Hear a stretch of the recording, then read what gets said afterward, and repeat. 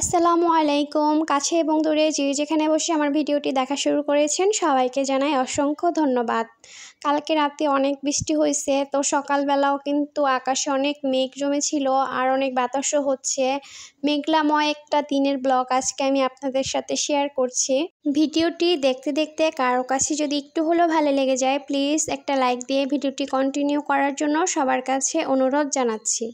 প্রচণ্ড গরম আর রোদের তাপ কয়েকদিন পার করার পর অবশেষে আল্লাহর রহমতের বৃষ্টি নামলো। আর আল্লাহর রহমত এতই বেশি দিচ্ছেন যে পুরা গরম সব দূর করে এখন কিন্তু একটা ঠান্ডা ঠান্ডা পরিবেশ চলে আসছে।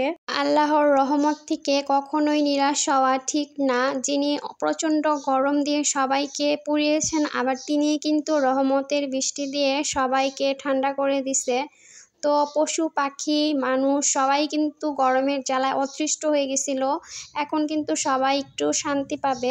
বাইরে অনেক ঠান্ডা ঠান্ডা বাতাস হচ্ছিল আর আকাশটা মেঘলা ছিল। এত সুন্দর পরিবেশে শুধু মন চাচ্ছিল পরিবেশটাকে উপভোগ করার জন্য, তেমন কোনো কাজই করতে ইচ্ছে করতেছিল না। এখানে আমি পাখির খাঁচার কাছে এসে দাঁড়িয়ে আছি, দেখলাম যে ওরা কি করতেছে। ঠান্ডা পেয়ে ওরাও কিন্তু গুটিসুটি হয়ে বসে আছে। কয়েকদিন গরমে যেমন অস্থির হয়ে গেছিল, এখন আবার ঠান্ডার কারণে কিন্তু চুপ করে বসে আছে। কথা কম বললে, রাগ কম দেখালে, মানুষের কথা পাত্তা না দিলেই কি ভালো থাকা যায়? হ্যাঁ, ঠিক তাই। পৃথিবীতে আপনি যত বোকা মানুষ হয়ে থাকবেন ততই কিন্তু ভালো থাকবেন।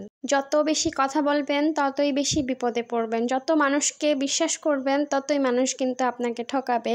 আসলে আমি যেগুলো বললাম এগুলো কিন্তু কোনোভাবেই সম্ভব না। 100 জনের মধ্যে কিন্তু 99 জনই মানুষই কিন্তু এই কাজটা পারবে না, যে কথা কম বলতে, রাগ কম দেখাতে।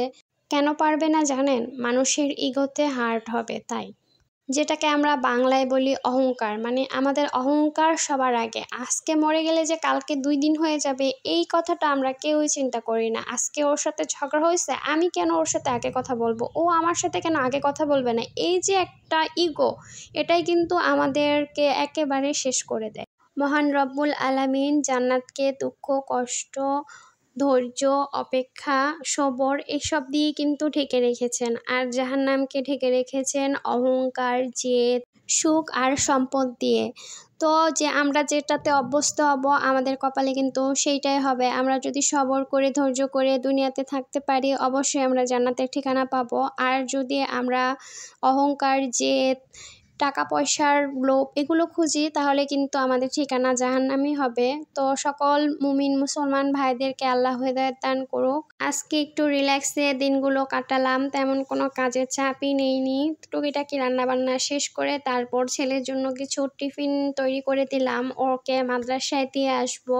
আজকে দুপুরের মেনুতে ছিল গরম ভাত, পাট শাক ভাজি আর ধুন্দুল আলু দিয়ে মাছের একটা ঝোল তরকারি।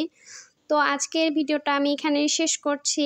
কারো কাছে যদি একটু হলেও ভালো লেগে যায়, প্লিজ আমার চ্যানেলটি সাবস্ক্রাইব করে একটি লাইক করে দেবেন। সবাই ভালো থাকবেন, সুস্থ থাকবেন। দেখা হবে নতুন আরেকটি ব্লগে। আল্লাহ হাফেজ। আসসালামু আলাইকুম।